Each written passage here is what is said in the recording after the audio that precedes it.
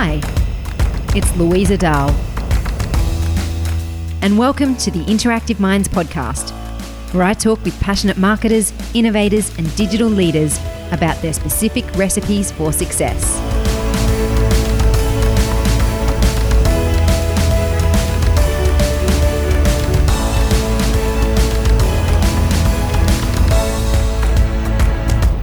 In today's show, I interview Sam Olstein from GE, talking about some innovative projects he's been involved with.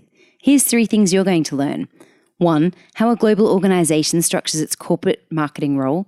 2, how GE created an audio magazine with the New York Times. And 3, the way that GE are keeping their staff learning. Let's get into it. Today I'm interviewing Sam Olstein, who is the Executive Director of Corporate Marketing at GE in New York. Sam and I met back in 2015 when he visited Australia to speak at the Interactive Minds Digital Summit. Since then, we've stayed in touch. We caught up in New York earlier this year. And Sam is also involved in Interactive Minds' monthly expert Q&A panel, where our members get to ask any marketing questions they want. I'm so excited to be interviewing Sam on our podcast today. Welcome. Thank you so much. It's great to have you here. Now, Sam, do you remember you came to Australia in 2015 for the summit? I was actually doing a little bit of digging around on this today. Do you remember what you spoke about at that event? I do. I remember a lot of the details of the event. It was my first time in Australia, my first time in Brisbane. Awesome. Or Brizzy, right? Yeah, that's it. Yeah. I remember I touched on it was just after our first kind of foray with this 15-foot tall web-connected brisket smoker that we debuted at the South by Southwest Festival. Yes. So I remember I touched on that. And then I think I also talked about a content franchise we just started called Emoji Science. Very cool. You have a great memory. Your topic was anticipating the curves ahead, how to embrace innovation, fail with flair, and leverage disruption. There you go. Fail with flair. I need to bring that back. That's right. It's a good one. Now, you've been at GE for a bit over 6 years, according to my calculations, and you've had a role change as well. Can you tell us about what you've been doing at GE back then and I suppose leading into your role now? Yeah. I feel like, so I've been with the company almost 6 years. Yeah. And it's been kind of an evolution of my role over all 6 years, which is really, really exciting. And I've always the through line has always been focusing on innovation and pushing our technology agenda forward. And so I would say I first started doing that through running the marketing of a joint venture we had when I started with a startup called Quirky. Yep. Which was a lot of consumer products, kind of smart home, connected home things. And I was actually splitting my time between going to Quirky, which was in Chelsea, and the GE office at 30 Rock. And so it was a great opportunity wear 2 hats, think about the company and the brand and everything we stand for. And then also thinking about how can we borrow equity from a partner and kind of use both brands to steer a message. Yeah. So that was super exciting and really fun. And then my role kind of evolved to solely focus on the GE brand. And I launched a team called the Disruption Lab, which is kind of what it sounds like. So how do we leverage the best of disruptive tools of technology and culture to tell our story, predominantly tell our story to kind of the future. So future generations of employees, customers, investors, what have you. And now I still have a hybrid role, and I'm splitting my time both between our external marketing efforts, and I'm also spending more and more time thinking about how we distribute, design, and deliver learning, reskilling opportunities, and trainings to kind of up-level your career to GE employees all around the world. Exciting. You've had some great roles and opportunities by the sounds of it over that period. And it sounds like you're doing some great work in terms of what you've been doing. Tell us a little bit in your role at the moment in that kind of dual structure there. GE is a massive organization, right? So can you give us a little bit of context around where you sit in the organization and what kind of team you work with? Yeah. So I sit at GE Corporate, and the company in the last probably 18 months has really evolved operationally how GE Corporate and the business units all function. So at corporate, we kind of support strategy, talent, governance, some BD for all of the businesses, and the kind of core of the portfolio is really, really focused now on energy, healthcare, and aviation. Right. And as it relates to energy, it's kind of both gas power and some other traditional fuels, as well as renewable energy and kind of the future of energy generation, kind of using some of those beans. So that's kind of the focus of the businesses. And then at corporate, yeah, we want to, and we're working through kind of, the best things that we can do to support all the businesses and enable them from the center, while also giving them a lot more freedom and accountability to kind of go to market as they see fit, they're the closest to the customers. And so from kind of a brand marketing standpoint, we think about enabling and giving them kind of some, foundations around brand messaging. We're taking a really hard look at company purpose and what the new GE kind of stands for going forward. And so giving them, some of those foundational tools and elements. And it's the same thing in learning and in talent, where there's a lot of development that happens inside of the businesses, different offices or facilities. But at corporate, we operate and kind of help them with their learning and development in two ways. One is we have a physical campus that is kind of world-class, very intense training. And it's in New York, in the Hudson Valley, about an hour north of the city. We also have another facility in China, but kind of the anchor campus is in New York State. And so we operate this center for people to come, and when they come, they stay for like 2, maybe 3 weeks, go through some training there. So that's kind of the physical manifestation of how we enable them through talent and learning. And Awesome. then the other area is kind of what I'm working on, which is this kind of online media product and this portal to help our employees access some of these learning and training and upskilling opportunities on their own time, whenever they want, tailored to kind of their behavior and consumption. And so I don't know. So that's a little bit about kind of how GE Corporate at the center really tries to enable all the businesses, while also giving them kind of the freedom and autonomy to operate and go to market as they see fit. Yeah, awesome. And look, I'm keen to come back and talk a little bit more around that online learning product as well, because I think that sounds really interesting, and keen to, understand where that concept came from and how you're rolling it out as well. So let's come back to that a little bit down the track. In terms Great. of your team at the moment, what does that look like? So it's a lean and mean team. I would say we have people who focus on kind of different domain areas of expertise. So whether that's content development or audience development, and kind of paid media partnerships, and kind of web design, website. We're currently rebuilding our entire web ecosystem. Nice. So I'd say on our marketing side, we kind of think about, the team in those areas. And then we also have, a very deep bench of agency partners who are really extensions of our team. And we rely on them for a lot.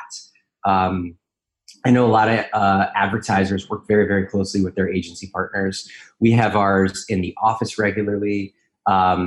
They are completely plugged in and tied into the things that we're doing week in and week out.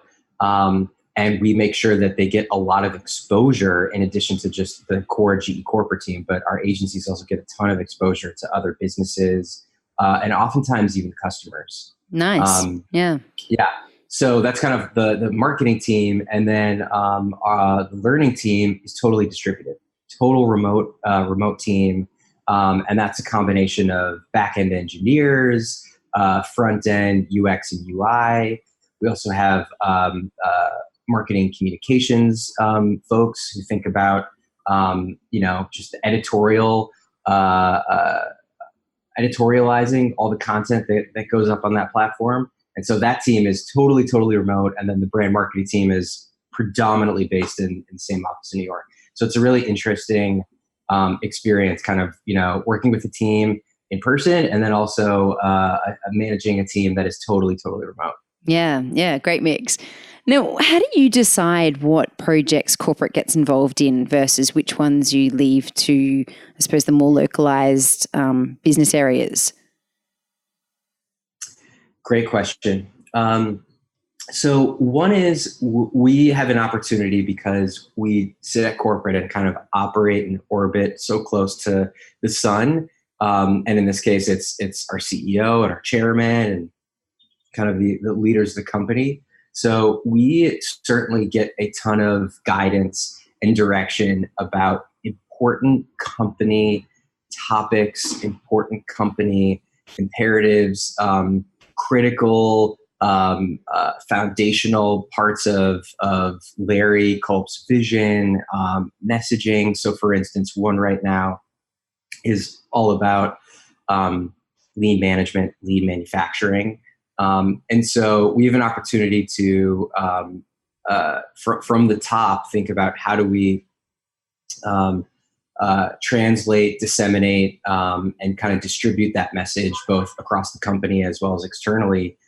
So I'd say there's a top-down element, and then there's a ton of bottoms-up, especially as we're going through a lot of these transitions at the company over the last 18 months. There are a lot of situations where we will have various businesses, whether it's healthcare, aviation, certainly both sides of renewable energy and then kind of gas power will come to our team. And we've worked very closely with these businesses over the years. And they'll come to us and they'll specifically ask, oh, we need your help at RSNA.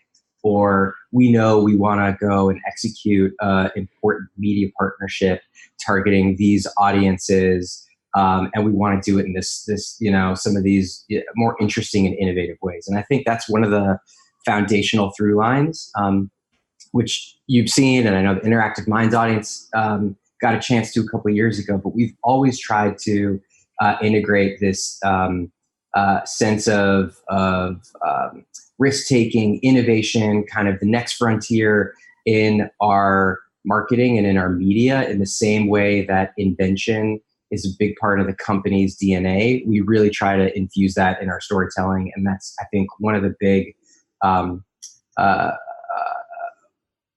motivations and incentives for GE businesses to want to work with us. Yeah, great answer. I love that you have those kind of clear distinctions on what you work on and why as well. I think that's really important. Little top down and certainly bottoms up as well. Yeah, exactly. Now, what does a typical day look like for you? What's your calendar like on a typical day? Oh, kind of a mess.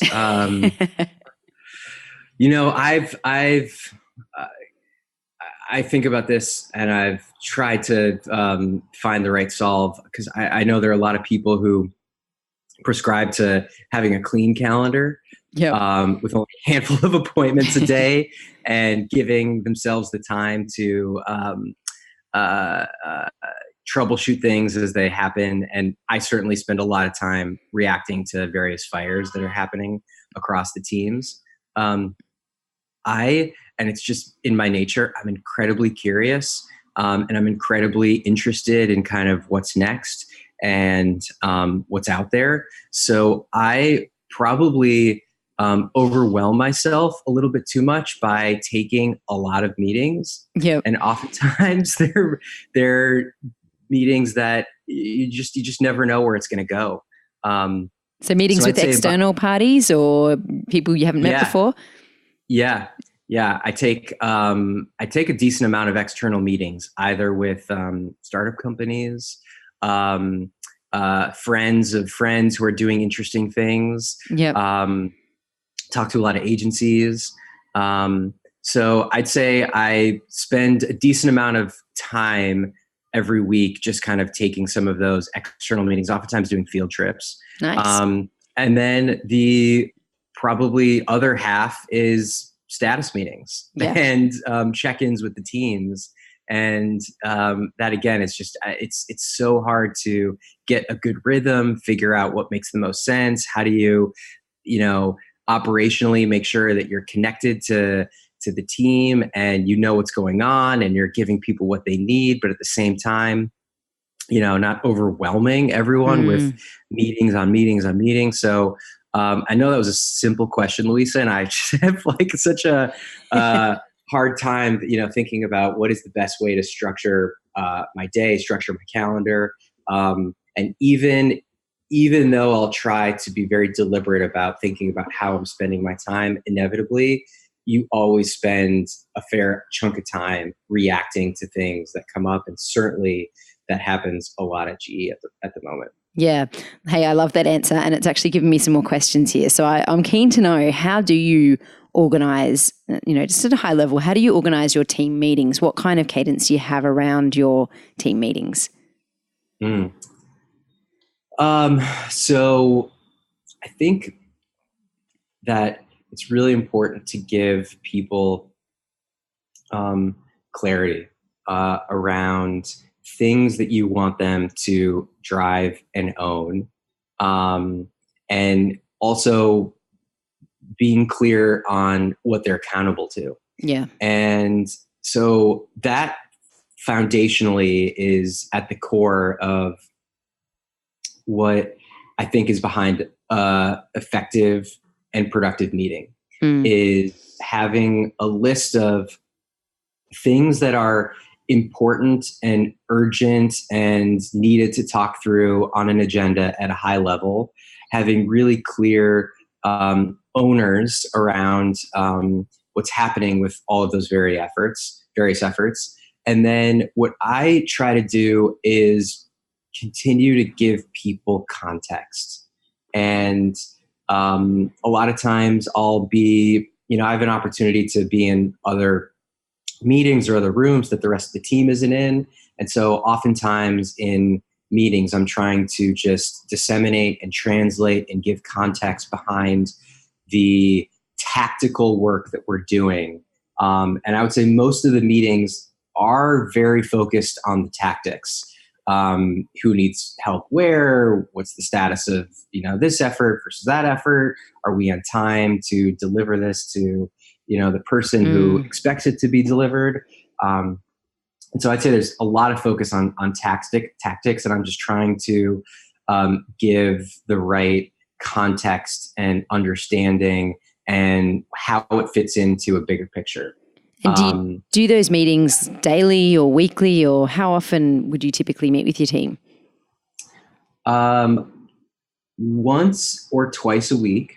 And then I also try to do one-on-ones in between, but it's not, I won't get a one-on-one with everyone every week, but I'll try to do one-on-ones, I don't know, every 2 to 3 weeks. Cool. Nice. And these external meetings, I think that's really, hey, it keeps it interesting, doesn't it, to be able to keep your finger on the pulse in this way. You mentioned that these meetings can be a bit hit and miss. Some of them are really valuable and some aren't. What's been, you know, I suppose, what's a great outcome that you might get from a meeting like that? I'd say two things. One, there are always, no matter if there are next steps or a clear outcome or you know, we end up working together, whenever I can walk away with another perspective, that's a win. Yeah. And I'd say, especially when I am meeting someone new, I try to immediately out of the gate give them, same thing I do with the teams, give them a little bit of context and understanding of what's happening at GE at the moment, the things that I'm focusing on, what we're kind of thinking about that's around the corner to help give them the right frame of mind for a discussion as they talk about what it is they're doing or what their company offers. And so that alone helps give me another perspective on the issue at hand of the day, whatever it is. Yeah, great. I usually always am able to walk away with an outcome like that. And if not, I try to be really, really upfront and candid about, well, this might make sense for something we're doing here. So let's reconnect in 6 months or less than that. Or, maybe there's another person inside of GE that might be a better person for you to talk to because they're better positioned to do X, Y, or Z. Yeah, great. So there's always a kind of follow on or next steps where possible. Exactly. Yeah, perfect. Now, I know today we are keen to get into talking about a project that you've worked on recently, just so we can kind of delve in a bit more and understand some of the types of things that you're working on. So you were talking about a project that you did with New York Times. Can you tell us more about it? Yeah, we called this internally the audiozine. Nice. And essentially, it was a special issue of the New York Times Magazine, their Travelers Edition, and the entire issue had a soundtrack.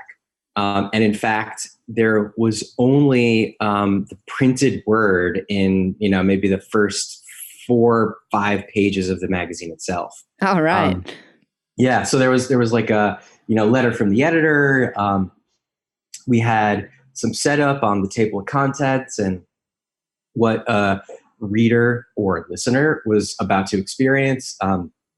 We pointed people to a website where they could just very easily click play on their computer, on their phone, to start listening to the soundtrack. And then there were no words the entire rest of the issue.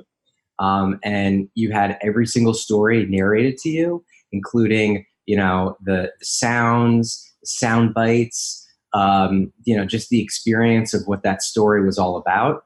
And it was amazing that it was the travel issue because it's brought listeners around the world. And then we were the sole advertiser. And so all of the ads, of which there were 3, were also audio-based ads. Cool.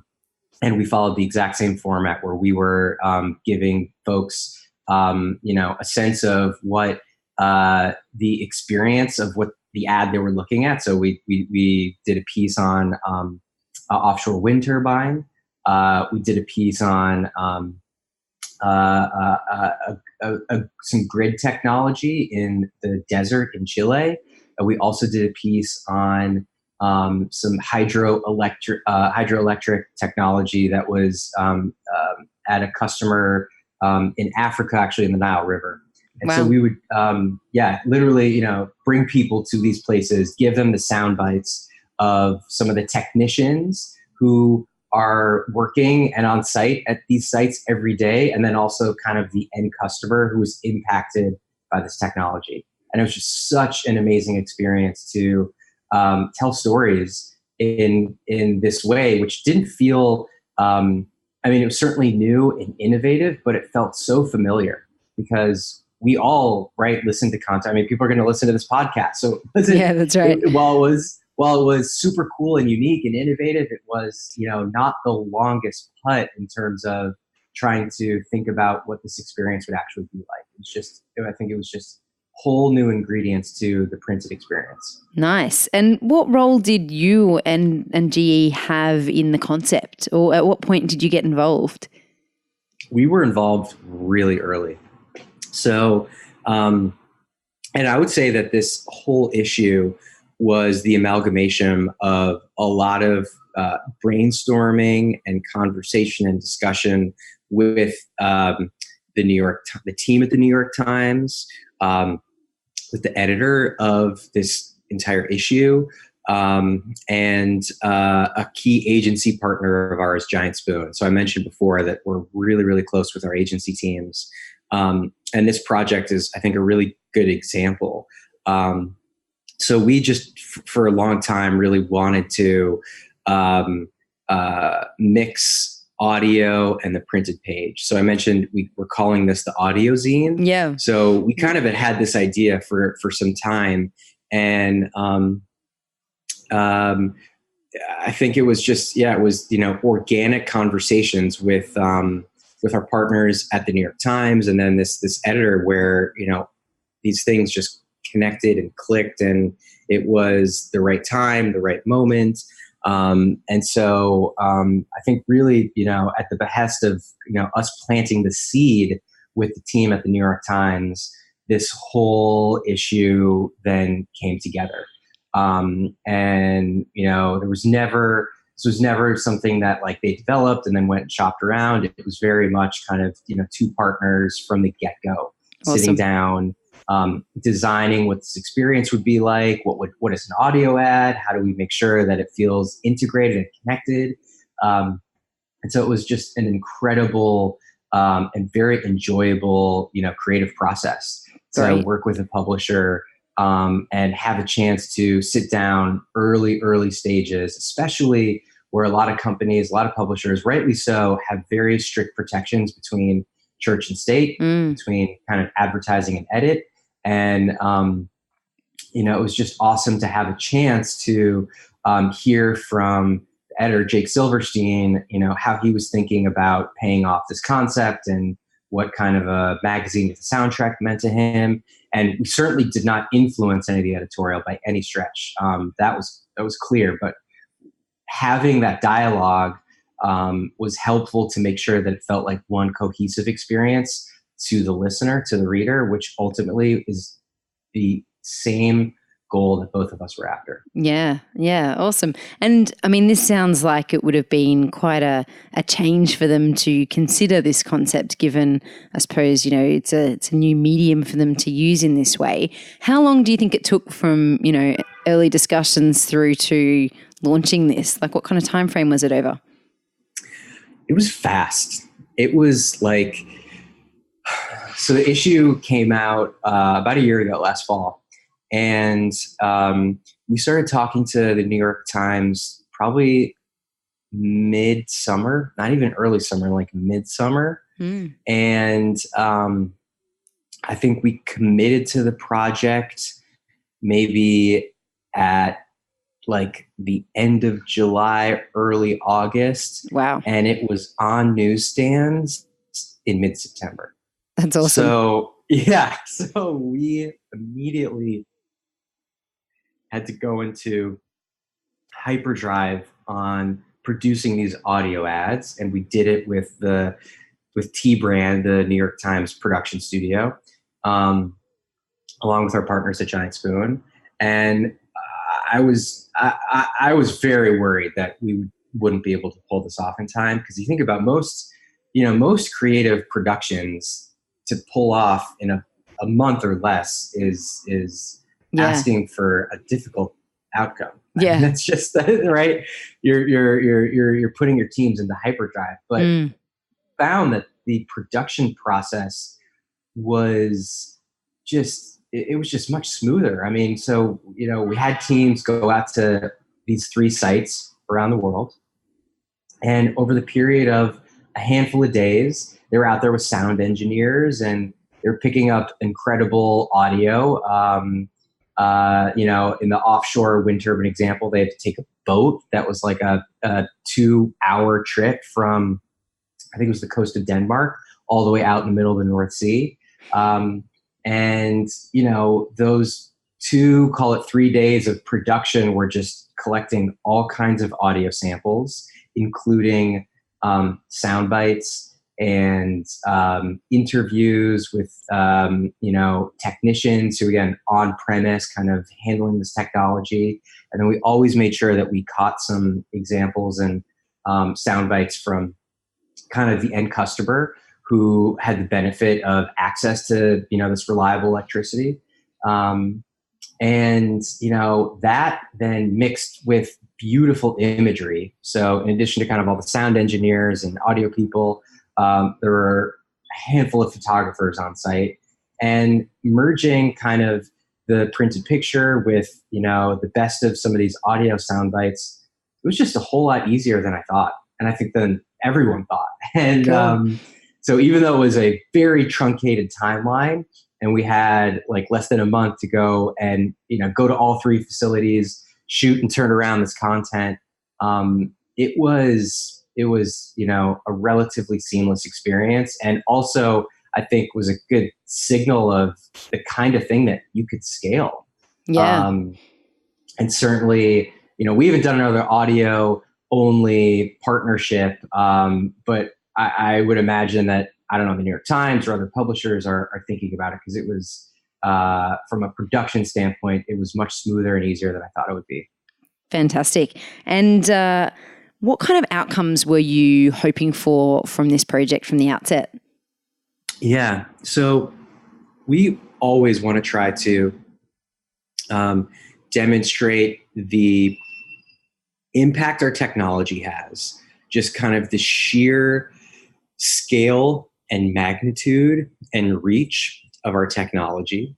And then the fact that GE is a global company and is driving outcomes and making a difference for the end customer around the world. And so it was a great, it was just great coincidence and connection that this happened to be the travel issue. And it was, really centered around taking people around the globe. So that made a ton of sense for us to be tied into, again, this kind of global whip around of sounds and sights. And then the entire experience itself helped us convey the impact, the size, the power, and just the scale of GE technology. I mean, the audio ad for this offshore wind turbine, the sound of these blades, which are 80 plus meters in length each, and so the sounds of these giant wind turbine blades whooshing and turning was just incredible. Yeah, that's cool. And so it was really those kind of top funnel awareness, reminder, of the importance and how much GE technology matters in the world. And we also really wanted to showcase our customers. And so the three facilities and the three sites that we picked, we had strong collaboration and coordination with those customers, made sure to pull them into the stories themselves. And then they got a chance to distribute the issue and the magazine to some of their key stakeholders. So it was a really good way to pay off on some outcomes that were about, reminding people why GE matters, global nature of our business, and then just helping our customers really pay off what they're doing through some of this joint storytelling. So we hit on all those outcomes, which was really, really fantastic. Awesome. Did you hit any major challenges along the way? I mean, it does sound like a bit of a dream campaign from how you've been describing it. Were there any kind of road bumps in the process? I think the hardest thing was the user experience for accessing the audio. Yeah. We really belabored over, if you're picking up a magazine and you're not by your computer, probably got your phone on you, what is the lowest friction, the least number of clicks that we can help people get to the soundtrack? And then how do we transition from kind of the introductory words and copy on the magazine to then morphing into this entirely audio-based experience? And so we got to a really good place where it was kind of a simple URL you could go to, and then immediately you could just hit play. But it certainly had its moments where, as I was thinking about what that user experience was, and especially too, if you're in the magazine and you have to stop, and then you don't pick it up till maybe a day later or a week later, how do we make sure that we help you pick up where you left off? And so there were things that we definitely didn't get right fully, but I would say that was probably the most challenging thing, is like, how do we think through the optimal user experience with the least friction and also the simplest way to help people, no matter how fluent they are with the world of audio and podcasting. Yeah. Right? Even if you've never listened to a podcast before, to help them get into this experience. So in the actual magazine, you mentioned there was a couple of pages that had some copy and instructions and stuff like that on it initially. And then from then on, it was primarily imagery, was it? That's right. And was that then linking people to a certain URL on each page, or how did that link together? So it was all narrated. So sequentially, or could you stop and start? Like, as you mentioned, how did you manage that user experience, or New York Times, how did they manage it? You could, yeah. If you were listening to it on your desktop, you could kind of scroll through to chapters. Okay. It was harder to do that on your phone. But there was a way, it's just a little clunkier. And then for every single story, the narrator would say, now turn the page. So it was a very, deliberate and kind of, holding people's hand throughout the entire journey, so they wouldn't maybe get too far ahead or not know where they were. Yeah. There were constant reminders of, this is what you're looking at, this is the page it's on, and now we're going to turn to the next story. Yeah, amazing. How much audio was created all up for this? Do you know? Oh, great question. I don't know the number, but I'm sure it's hours and hours of footage. Yeah, wow.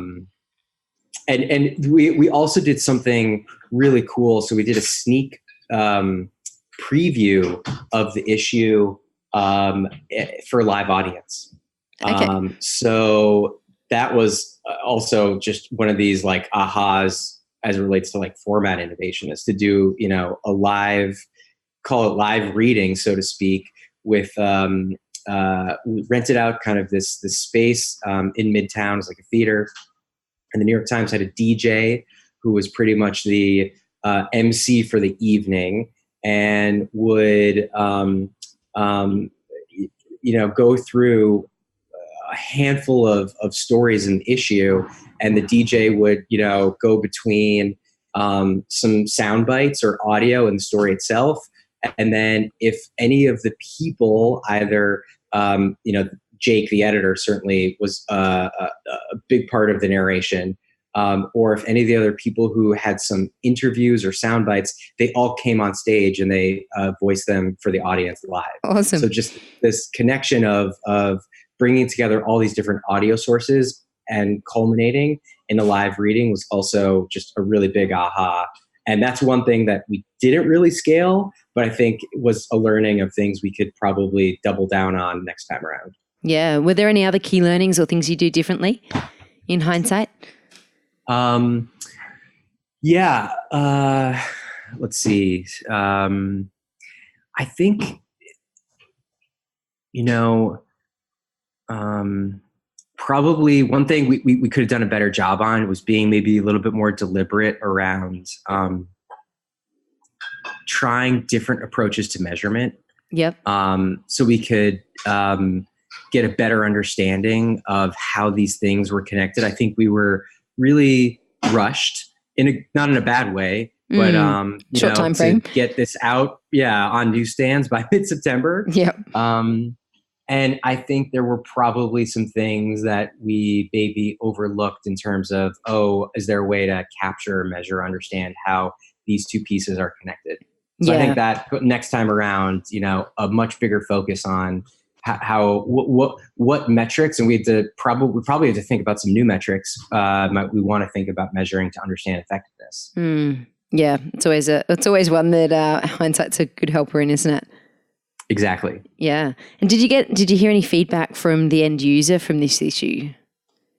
Oh, so the New York Times certainly did. I would say in the weeks following the release of the issue, their editorial team was overwhelmed with comments of just, people loving the experience, A lot of people did it with their kids, and it was just such a educational thing to do.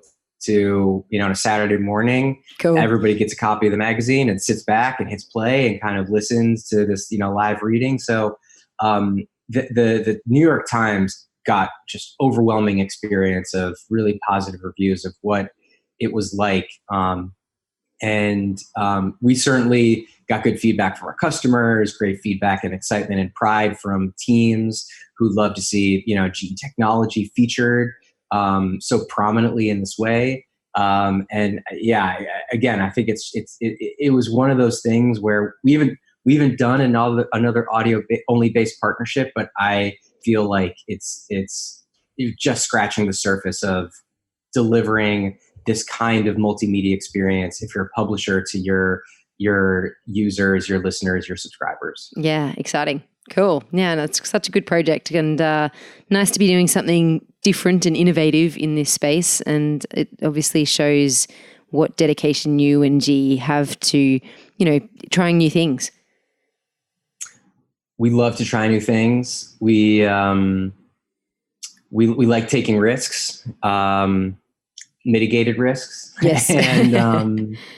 And yeah, I said this earlier, but it's in our DNA. Yeah. Our founder is an inventor, and so we are always thinking about new ways to invent how we tell our story.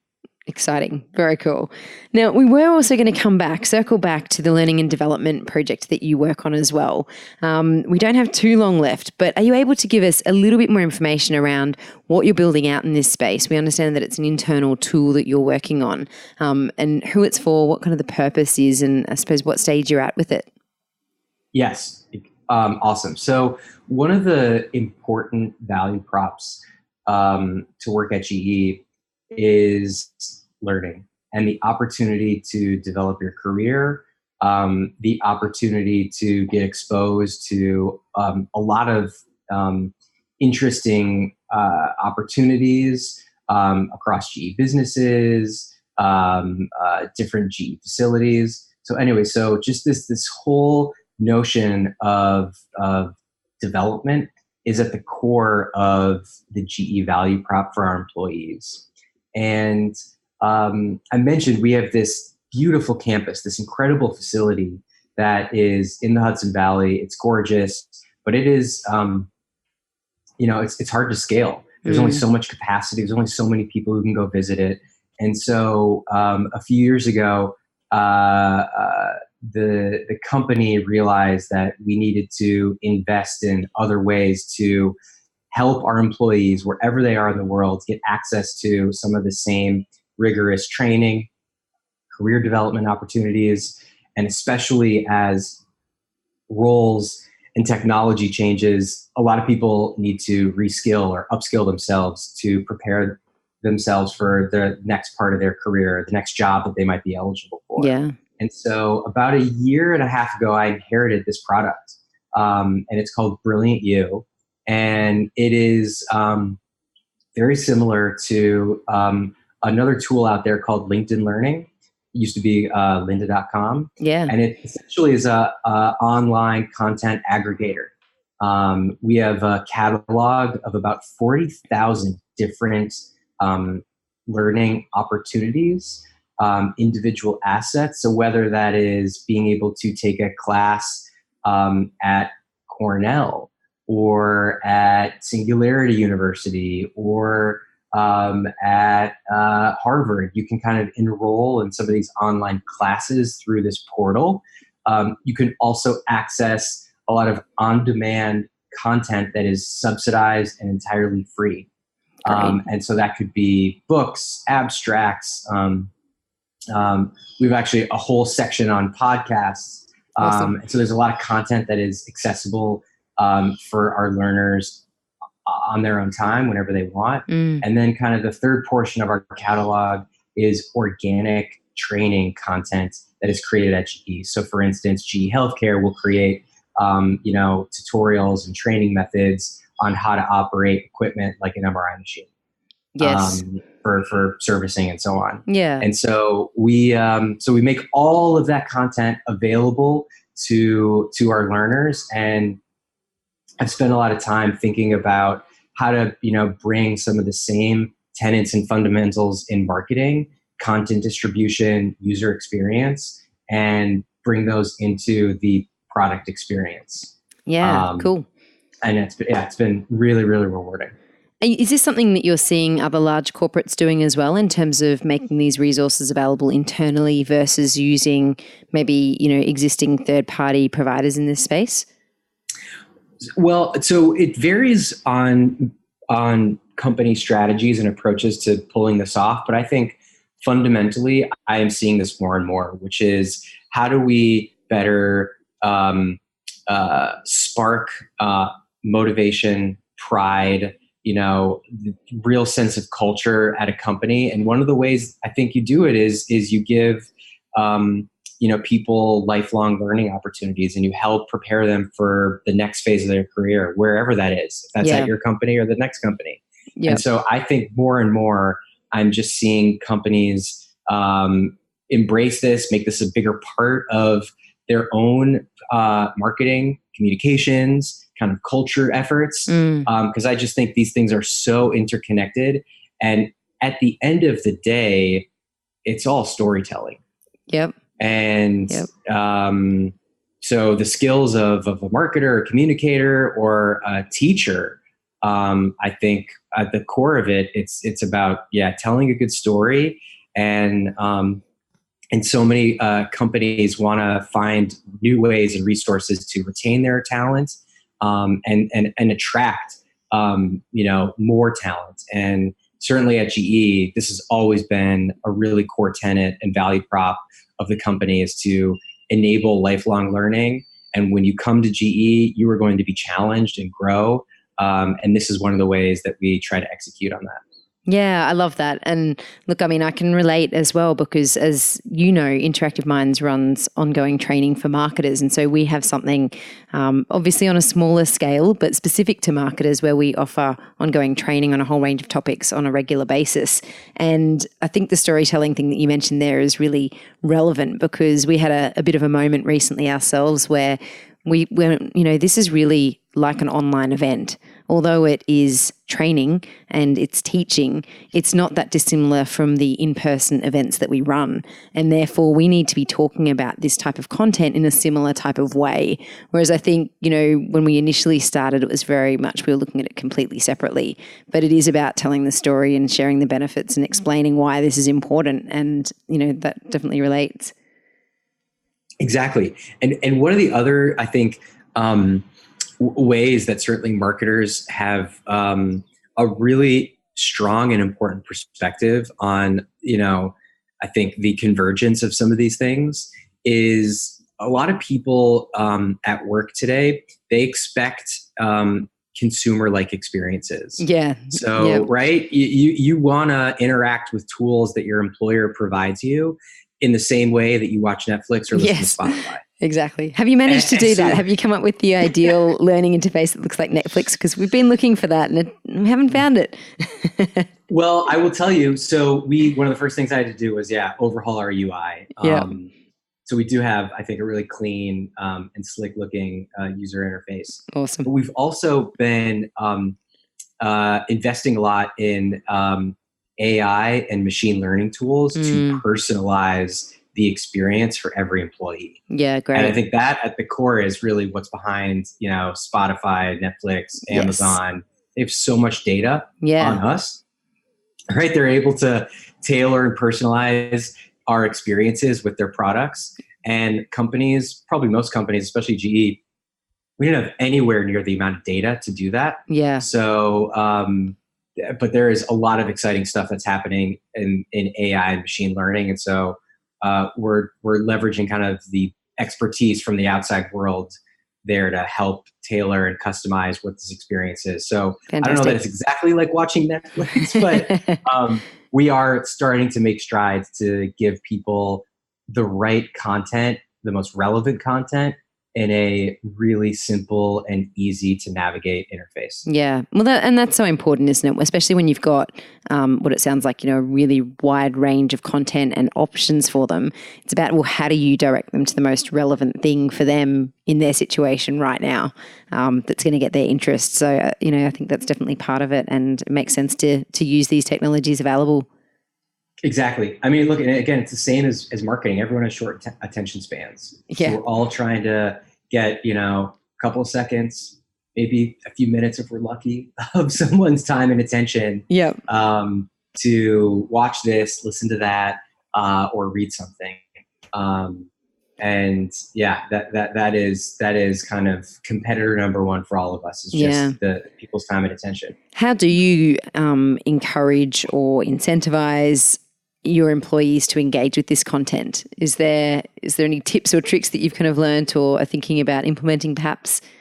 It's a really big challenge, Louisa, to be honest, because I think there's a cultural bias at GE toward this physical campus, this training hub, which again is an incredible experience.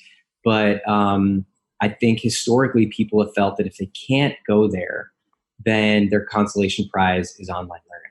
Yes, and right. that is just that needs to change. And so we're very aware of it. We try really hard. I mean, one is I think we have to give people a compelling product and a good experience. So that's one of the ways. But two, we really want to have our leaders model this behavior probably in a better way, so that kind of starts with them and they can engage and experience what it's like themselves, and then kind of be an advocate and help kind of spread this message that, okay, you can take this amazing class from Purdue, or I just read this incredible book abstract which ties into what our CEO was talking about on the last earnings call. So we really want to, model that behavior from the top. And then I think we also, and we haven't figured this out yet at all, but we really want to enable peer-to-peer learning, which no matter whether that's in person or online, everyone is going to want to, listen to something their colleague or their peer is teaching or has to say. Definitely. And the more that I think we can do that, and then figure out how to do that virtually, and tailor it and make sure that it gets seen by the right, relevant audiences, I think that'll help drive more engagement. Yeah, exciting. Yeah, I think there's, big part of what we do really is peer-to-peer learning, and it's about learning from others that have done it before you, or that might be a little bit, ahead or at a different place in the journey, isn't it? And being able to share and leverage learnings from that aspect. Exactly. Yeah. Exactly. Exciting. Well, I know you have to go, Sam. So thank you so much for being part of this podcast interview today. It's been a really interesting episode. We've got to cover so much different stuff. Really appreciate you being here. Thank you so much. Thank you so much for having me, Louisa. It was really, really great conversation. Thank you. Now, if people want to follow up with you or connect with you, what's the best way or channel for them to reach out? So definitely reach out to me you can send me a direct message on Twitter. My Twitter handle is @Slammin. And then they can also drop me an email. And my email is sam.olstein@ge.com. So one of those two ways will find its way to me. Awesome. Thank you so much, Sam. I'll talk to you soon. And thanks again for being part of the Interactive Minds podcast. Awesome. Thanks, Louisa. I'll talk to you later. Thanks for listening. If you liked this episode with Sam in New York, including the very authentic New York horns in the background, please let us know. We'd love you to leave a rating and review of this podcast, and I will respond to you personally. My recommended action from today's show is to look at what external meetings you can take to keep your finger on the pulse and be inspired by others. Also, a reminder to join me in the Interactive Minds Facebook group, where the marketing industry comes together to connect. You can access today's show notes at interactiveminds.com/podcast. Catch you next week.